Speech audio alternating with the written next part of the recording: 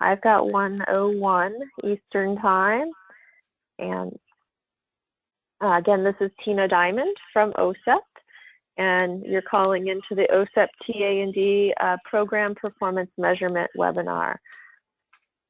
For those who are just joining us, if you could mute your phone on your end to avoid having any feedback or echo, that would be wonderful. If you don't have a mute button on your phone, please feel free to use *6 to mute your line. We don't have the capability to mute everybody all at once on this call. So if you're not speaking at this time, if you could use *6 to mute, or just mute your phone using the mute button on your phone, that would be great.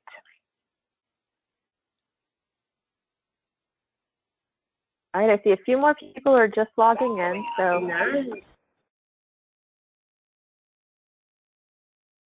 if you're just logging in, we're about to get started on the OSEP TA&D Program Performance Measurement webinar.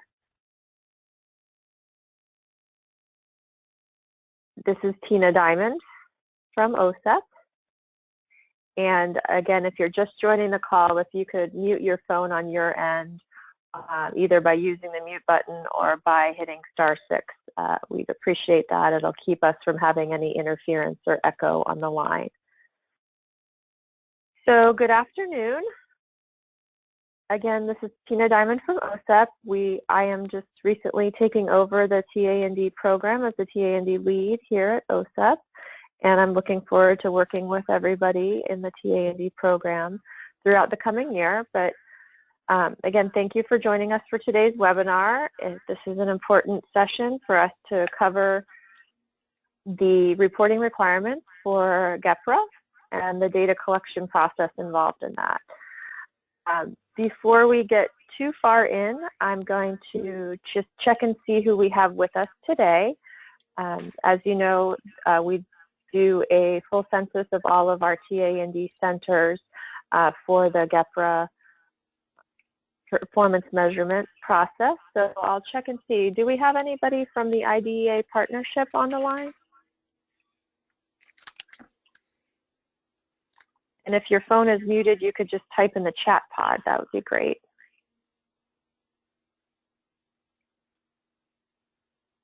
Okay, moving down. Anybody from NTACT?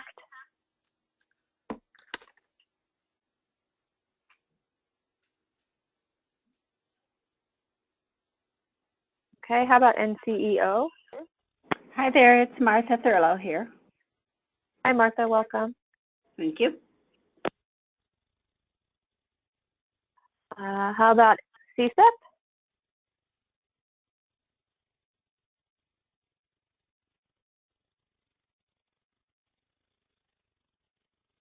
Okay. ECTA?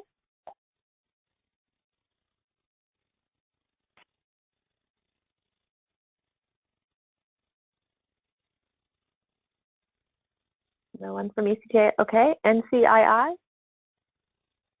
Hi, yes, this is Laura Kukley. Hi, Laura. Welcome.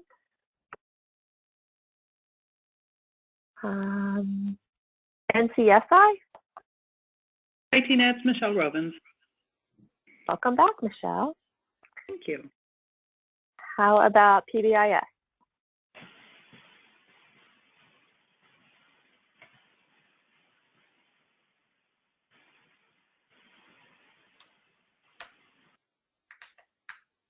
Nope. Okay. Cadre? Cadre is here. Thank you. And good morning to you guys in Eugene, since it's still morning there. And Swift. Carol Course. And Carrie. Okay. Hey, Carol and Carrie. All right. If anybody joins us, I'll just loop back and see. I think we have a lot of other folks on the line, so if I didn't call out your center, if you could just let me know who you're representing, well, those whose names I didn't call.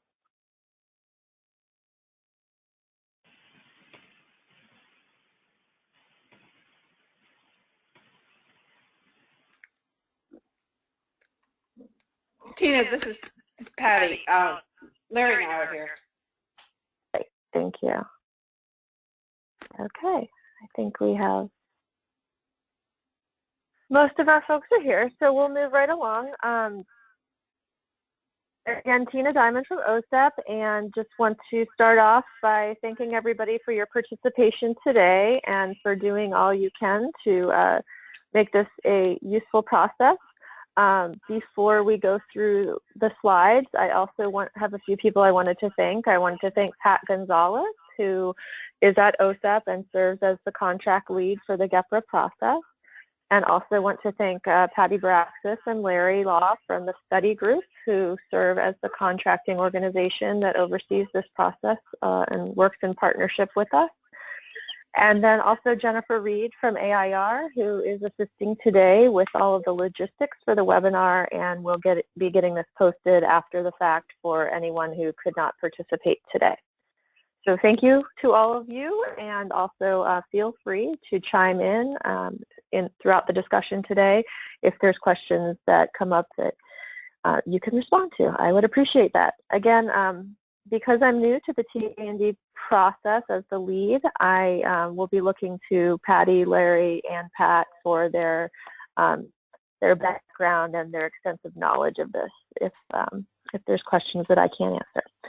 So again, if you're on the line and you're not speaking, if you can just mute your phone by using your mute button or selecting *6, that will help us with sound. And then we'll just move on to the next slide and jump right in. This session is being recorded so that we can post it. Okay, so for today, our objectives are to enhance the awareness of the program GEPRA performance measurement requirements, to provide you with an overview of the procedures related to the data collection and information gathering, analysis, and also the reporting process, and to respond to any grantee questions that you all may have. Next slide. So the performance measurement comes from the Government Performance and Results Act of 1993, where agencies are required to establish and report annually on goals, measures, and targets. The law was reauthorized in 2010 as the GEPRA Modernization Act of 2010. And again, it's for the purposes of assessing agency performance and improvement. So OSEP works along with the Office of Management and Budget to determine how the TA&D program will be assessed. And then we work along with the study group to assist us in this process. So why is it important? It's important because Congress uses the program performance assessment data to justify program funding. Next slide.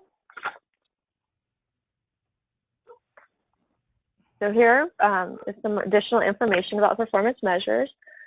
So again, OMB and Congress uses the information that OSEP provides through this process. It provides an aggregate picture of our program's performance, and the review of the performance data affects the continued funding for IDEA programs. OSEP uses the data to improve the TA&D performance process by giving feedback to grantees at our Project Directors Conference. Next slide.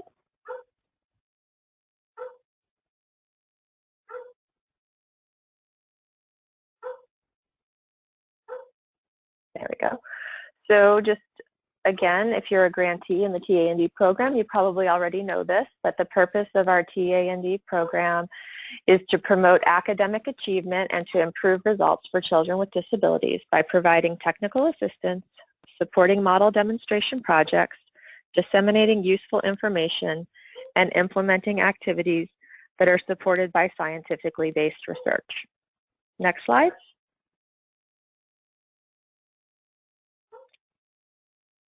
Our TA&D program performance measures can be broken down into annual as well as long-term measures. Today we'll be talking primarily about the quality, relevance, and usefulness, as well as the efficiency measure, and then the long-term measure of implementation of evidence-based practices and promotion of effective models. The quality, relevance, and usefulness involve collecting data from you And in addition to what you provide to OSEP in your APR, you also, for efficiency, provide the milestone data in your APR. And then long-term measures, our data collection for this happens every 2 to 3 years, and this year we're collecting data on the implementation practices and the promotion of effective models. Next slide. So how is quality rated by the panel? Percent of special education technical assistance products and services deemed to be of high quality by an independent science or stakeholder review panel. They look at the substance of the product. So substance is looked at, does the product content or the content delivered through the service reflect evidence of conceptual soundness and quality grounded in recent scientific evidence, legislation, policy, or accepted professional practice? For communication, if you're just joining us, if you could please mute your phone. We're having some feedback on the line. Is the product content or the content delivered through the service presented in such a way so as to be clearly understood as evidenced by being well organized, free of editorial errors, and appropriately formatted? Next slide. So how is relevance rated by the panel? So look at need. Does the product content or the content delivered through the service attempt to solve an important problem or deal with critical issues? Pertinence. Does the product content or the content delivered through the service address a problem or issue recognized as important by the target audience? And reach. To what extent is the product content or the content delivered through the service applicable to diverse segments of the target audience or audiences? Moving on to slide 9. How is usefulness rated by the panel? The panel will look at ease. Does the product content or the content delivered through the service address a problem or issue in an easily understood way with directions or guidance regarding how the content can be used to address the problem or issue? And they'll also look at suitability. Does the product or service provide the target audience with information or resources that can be used again or in different ways to address the problem or issue? Next slide. And then how is efficiency reviewed? The cost efficiency of TA&D program includes the percentage of milestones achieved in the current APR period and the percentage of funds spent during the current fiscal year. So you've already submitted milestones in your performance report for your APR, and then we consider the allocations and drawdowns from project funds in the G5 system. Moving on to slide 11. Who participates in this process? All projects or centers who are funded under the 84326 program that are in their 2nd to 5th year of funding in fiscal year 2016 are participating in this current data collection. And any centers operating under a no-cost extension during fiscal year 2016. Next slide. The data collection for the annual measures, you've already been asked to identify a list of new products and services. You generate that list. Then the study group randomly selects one product and one service from the list. And then projects are asked to provide a description of the selected new product and new service. The descriptions and products are sent to a science expert panel if it's an evidence-based product or service to rate the quality, and a stakeholder expert panel to rate the quality if it's a policy-related product or service, and relevance and usefulness for all products and services. In the communication you received from the study group, you should have received some detailed information about what is a product as well as what is a service, And then some non-examples. For example, a project website is not considered a product or a service at this time. Moving on to the next slide. So here again are some examples. A product is a piece of work in text or electronic form that informs a specific audience on a topic relevant to outcomes for children with disabilities. And again, examples, journals or informational articles, booklets, pamphlets, manuals, DVDs or CDs, multimedia kits or modules, and as well as PowerPoint presentations. Again, this is just some examples, but there are other ways that centers might create their products. Moving to slide 14, please. A service is work that provides information to a specific audience relevant to outcomes for children with disabilities. OSEP recognizes 3 levels of TA services: general universal, targeted specific, and intensive sustained. Those are also defined in the communications that you've received from the study group. Moving on to slide 15. Here are some examples of services: conducting a training, providing captioning, video description, braille, or other accessible formatting of text or media, leading and convening informational meetings, or responding to inquiries from the targeted population. Next slide, please. And this is really the beef of our content today. So as the study group has contacted you and asked you to provide additional information for your description, the centers will develop a new product or a new service description guide for the panel to review. These guides are the primary source of information for the GEPRA review. They need to be complete, detailed, and as clearly written as possible for panelists to be able to adequately rate your product or service. Please consult the tips guide that were distributed for information on completing the service description guide.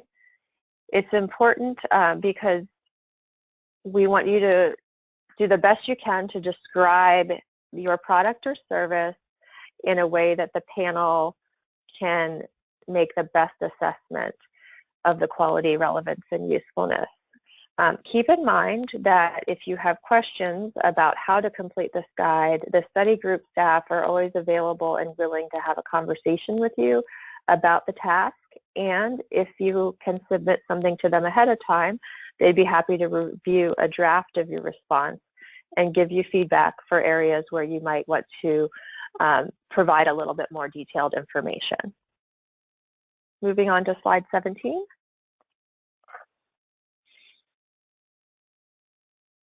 So for the submission process, you'll send an electronic copy in Word or PDF of your completed guides and any supporting materials attached to an email message to studygroup@TA&D@AOL.com.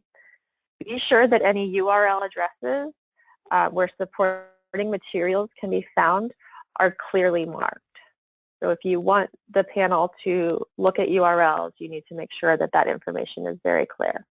And the deadline for the submission of your descriptions is May 25th, 2017. Moving on to slide 18. The long-term measure for TA&D is the percentage of states receiving TA&D program services regarding scientifically or evidence-based practices for infants, toddlers, children, and youth that successfully promote the implementation of those practices in their school districts or service agencies. Slide 19. How are you selected? You're selected centers who self-report that they've worked intensively with states to implement evidence-based practices. And the data collection for that, centers provide a list of states with which they have worked to promote evidence-based practices to districts and service agencies. And then TSG randomly selects one state on which to focus data collection and contacts center staff to learn more about the state and the local evidence-based practices implementation. TSG typically schedules a telephone interview with the center staff to understand about how this evidence-based practice is being implemented at both the state and local level. And centers who are involved in the measure can expect to hear from TSG later this month. Moving on to slide 20. That's the end of my portion. I hope that the process is clear, and at this point you can open up your phone lines for any Q&A.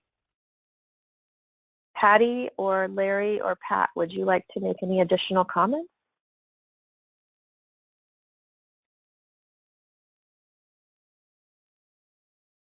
I think only that the process seems to be going well up until this point in time.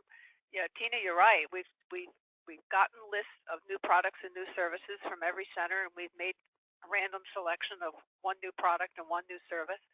And we look forward to working with the centers again this year. Great, thank you, Patty.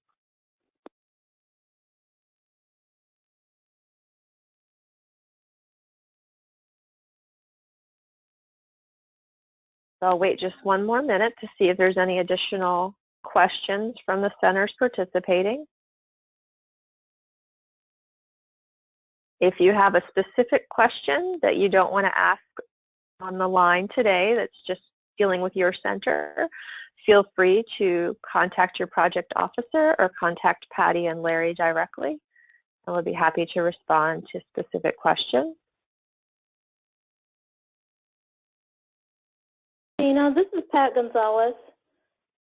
I just wanted to add, I just wanted to add, to these folks here and the center representatives who have obviously written very good applications in the past and have gotten funded, that these descriptions should be treated much like you would an application, in that the reviewers, the raters in this case, the harder they have to look for information, the more guesses they have to do about what you mean, about what you're saying, all those sorts of things produces a lower rating. And this is a very, very similar process here, except they actually have a lot more to rate, a lot more information to rate. So that's really the thing to focus on, is be clear. Don't have them jumping on multiple sites trying to find additional information.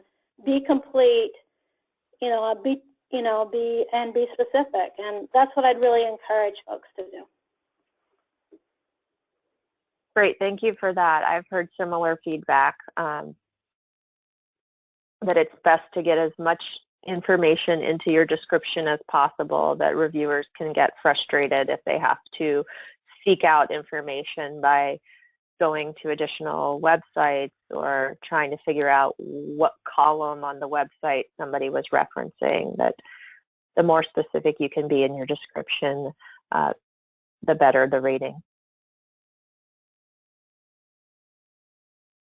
Okay, hearing no additional questions, we'll go ahead and end the recording for today. Again, thank you all for participating, and feel free to contact me if you have questions, or Patty and Larry at the study group. I'm available at tina.diamond@ed.gov, and I look forward to working with everybody throughout this process. Thank you.